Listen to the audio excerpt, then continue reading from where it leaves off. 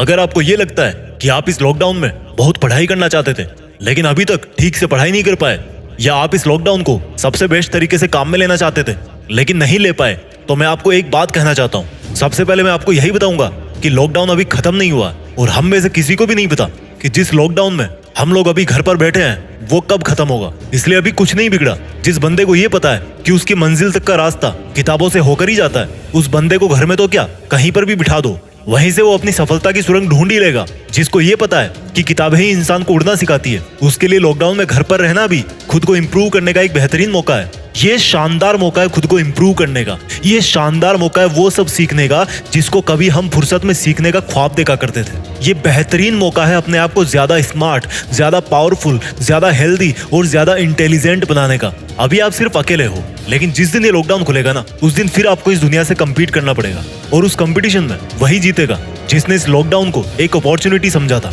सिर्फ वही जीतेगा जिसने इस लॉकडाउन में खुद को ज्यादा सिखाया था, खुद से ज्यादा मेहनत करवाई थी। आज आप जिस वक्त अपने घर में बैठे हो ना, मानता हूं कि आपका टाइम नहीं कट रहा, लेकिन वहीं पर कुछ ऐसे लोग भी हैं जो खुद के लिए टाइम नहीं निकाल पा रहे। उनका नसीब आप जैसा नहीं है।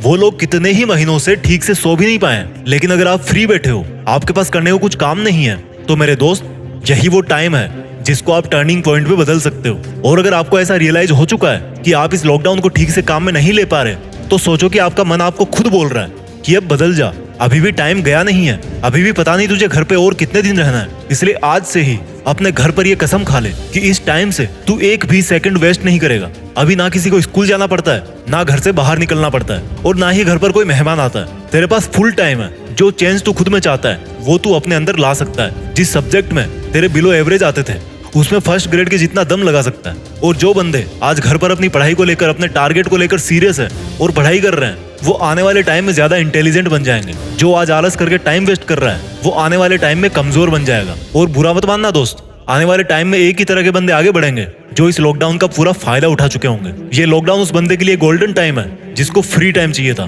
जिसको अकेले में कुछ सीखना था। लाइफ में बहुत कम बार ऐसा होता है कि जब हमारे पास करने को कुछ काम नहीं होता। उस टाइम को दो ही तरीके से निकाल सकते हो, या तो सोकर या सीख कर। और अगर आपको ऐसा फील हो चुका है कि आप अपना टाइम वेस्ट कर रहे हो, तो सोचो यही आपके लिए एक पॉजिटिव सिग्नल है। इसलिए आज से ही अपने घर पे ही अपने सपनों के लिए और ज्यादा सीखना चालू कर दो और ज्यादा पढ़ना चालू कर दो। कभी वो टाइम भी आएगा जब आपको आज का सीखा हुआ किताबों का ज्ञान बहुत काम आएगा। जय हिंद, वंदे मातरम।